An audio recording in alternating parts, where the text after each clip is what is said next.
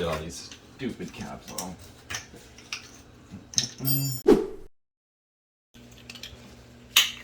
Welcome back to Ryan Learns How to Work on Cars the Hard Way. Currently on the passenger side of the rear of this 2012 Beetle Turbo. Got to do the brakes. Really the rears are the worst of it, so that's why we're starting here. Found out on the other side exactly how to do it after struggling on some stupid things. And, you know, just overlooking some things that I really do know better than. But, oh well. So I'm going to show you how to avoid that. And starting with taking the wheel off, jacking the car up, all the simple stuff. We need to break the nuts loose first. So that's what we're doing. Start with the wheel lock, because that's always the most annoying one. 1, 2, 3,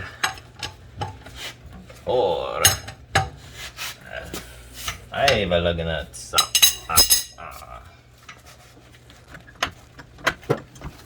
And then we can get the wheel off the trunk. Go take our Ugga Dugga machine and Ugga Dugga socket. Cool.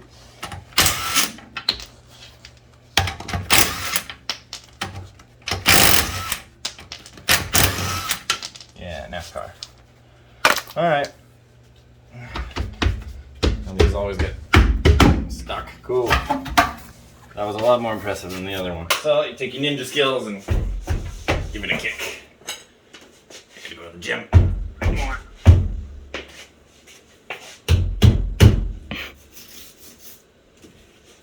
I need to take it off the ground a bit more.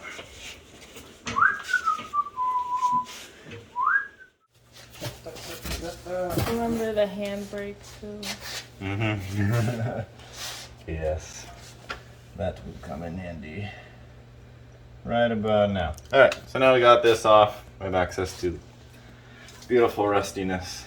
So we're just going to spray down our bolts before we even start, really. And let me get my light on. Our nice work light back here. I can see those bolts. Alright, there you are. Just give them a blast. And maybe up here too. Cool. Go ahead and pull your handbrake before we try to remove this little bolt here so that this does not spin. Now we can take the Torx T30 bit and a wrench. This actually went smoothly on the other side, so fingers crossed. Lefty, loosey. Oh yeah. Woo, cool. These are normally bolts that I would struggle with for days on other cars. Sometimes you have to use an impact hammer. So this is very lucky. It's very nice of the previous mechanic to use anti-seize on all the bolts. So that's fun. That's off. Next we can move on to removing the caliper bracket and then the caliper itself. And we can see just by looking at these rotors, once we start to get lines in it and just this really crappy non-uniform wear pattern, it's a good time to change the rotors too. And our pads, when we take them out, we'll show you that they're totally done. So now we can take our 14mm wrench and take off these 2 bolts, one up here, one down there. Go lefty loosey. If this gives you trouble, grab a rubber mallet, give it a good until you hear it click, and then it should be free. Unless you're weak like me. Oop. Couple more. Couple more. Oh wait, that's the wrong way. Isn't it? Before you break your bolts, make sure you remember when it's facing away from you to go the other way. Alright. Lefty loosey. Cool. Crisis averted. Not the first time I've done that. It's only been 2 seconds. What way is the left loose? Left loose.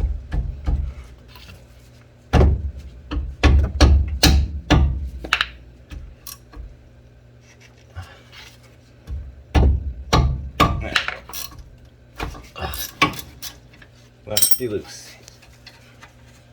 And take something like a wrench and put it in the bottom and the top. Oh yeah. If you haven't already, turn off your handbrake. Remember the handbrake too.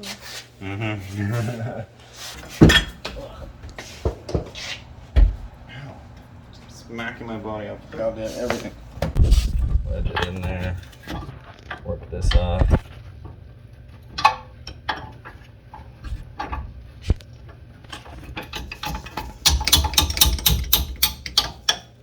Ooh, oh wow. This piston just looks completely different from the other one. Oh, so one of them's probably been replaced. Give her the old reach around.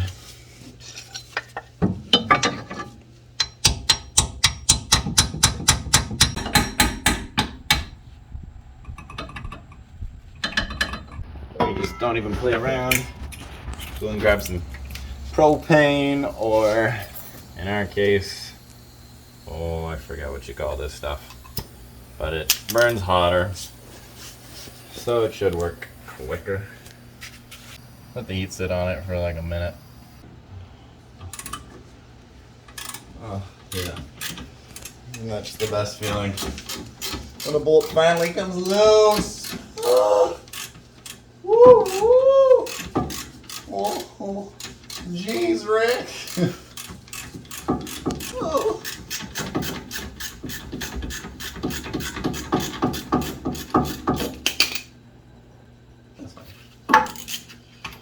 Stick it back in.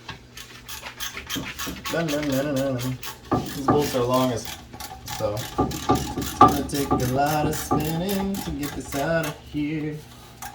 And I'm gonna have to learn my heart. It's gonna take a year.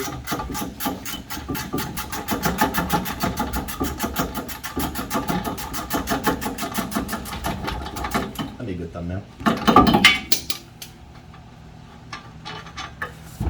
Woo! Time to get your dangly boy out. Get to struggle on another one. So smoky in there. Wow, that's fun.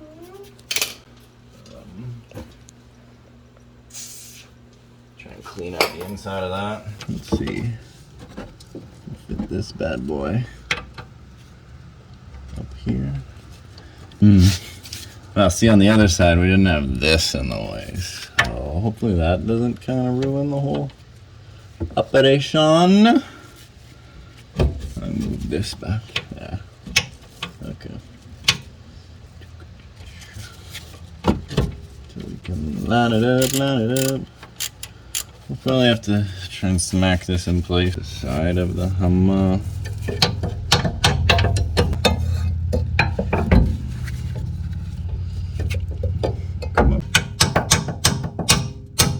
There we go. Just come up from under with a hammer, hold this in place.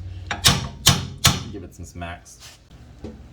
Alright, lefty loosey is downy. Not a good one. I don't like this.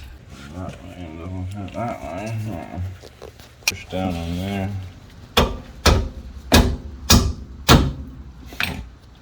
Yeah. So, we managed to get the top one out. Total pain in the butt. Especially on this side with the fuel filler neck there, but I was able to grab on. Now we can take our caliper off on this side.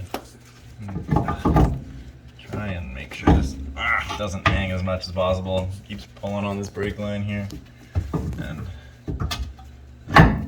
that's the last thing we want to break. Cool. Now we're down here, we can get the brake pads out. Ding bong, ding bong.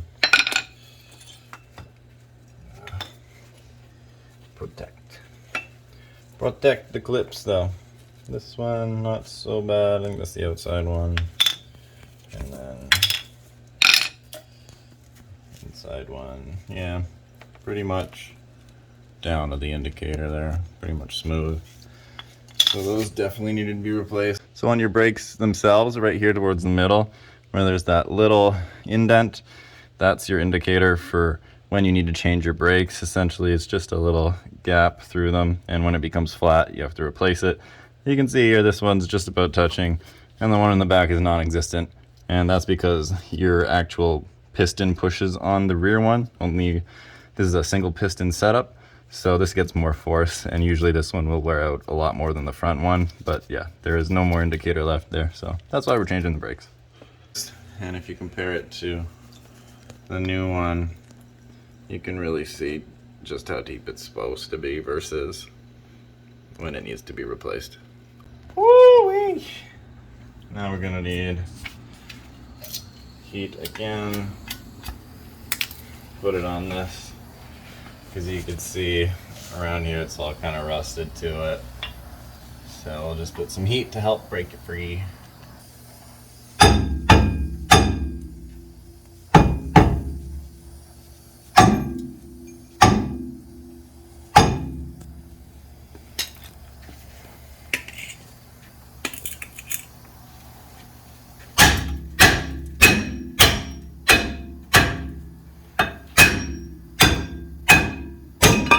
It was at this moment that he knew. He fucked up.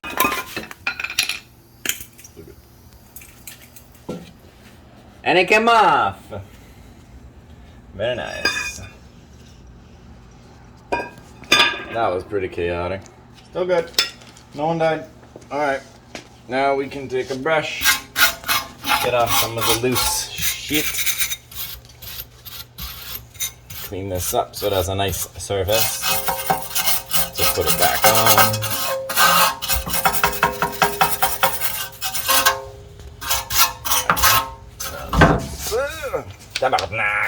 Stuff to get in the way.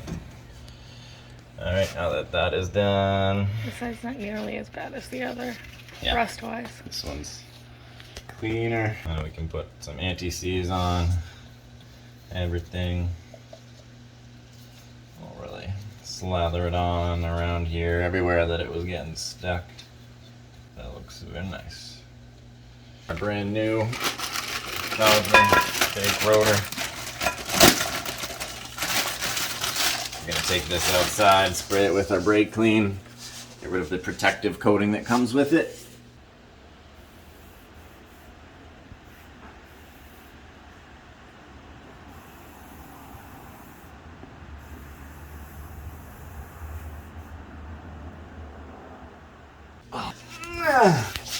Now that we have our rotor here, I'm gonna find where the screw goes, line that up with the screw hole, and we can find where we put the little bolt. There you go. Alright, I'll take a tiny bolt, put some anti-seize on there, take the T30, try and press this on there nice and flat and start it in by hand. Nice. Righty tighty, give it a few twists. Boom. Nice and hand tight. Now that that's on there, we can put the bracket back on. Pull this out. Nope, that's the way that goes. That makes sense. Grab our bolts. These have quite a lot of anti-seize on them still, so I'm just gonna put some on the end. Looks like there's a little less. We'll start that bolt in. It's starting in. Yeah. I'll take the top one. Go in here. A lot smoother than the other side went because I kind of know what we're doing now. You filming? So since Germany wants to be a whole asshole, they're still probably mad about World War II. they put some more annoying bolts in the back that need a specific socket. So we're gonna try torques a bit, I guess. See if it'll work after. Even still, getting this bracket off probably would have been a lot easier if we had the proper socket, but we didn't spend more money and it worked, so fuck it. Just put a little anti-seize on the clips here, and then we're gonna take our new pads. We'll figure that out the hard way. Just slide this side in around this bracket first, and then you can push this in, back to. Now we're gonna put our piston back in. Let's just check here how far out it is. About like that. Alright, small amount. If it's like the other side, then I should have to do it counterclockwise and push it in at the same time. So let's take our top bolt, put that in. Just gonna set this.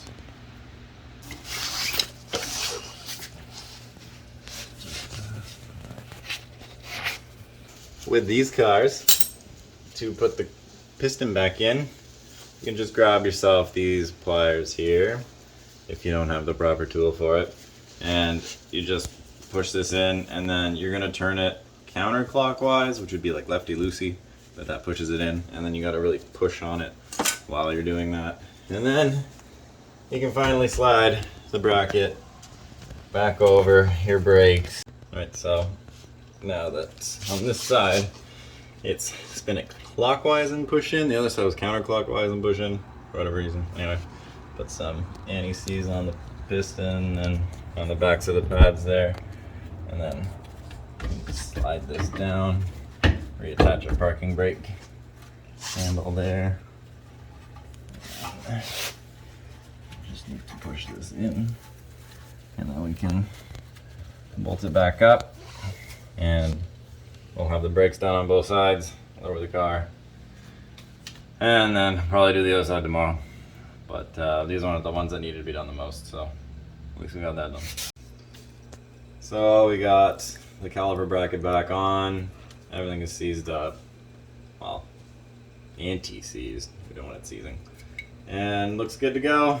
Bolts are tight, screws back on. You can go ahead and put the wheel on, lower this down, take it for a drive, make sure it's good. We'll move on to the front. It's really no different. Alright, so it's officially tomorrow. We're back, well rested, changed, showered, feeling good. When you ask me to bring that guacamole to the party, I'll say no, no. If you ask me bring the guacamole to the party, I'll say no, no, no. That shit's too expensive. Thumbs up. Thumbs up. Thumbs up. Right in the middle. Thumbs up. Is that what you're saying? Thumbs up. Ugh.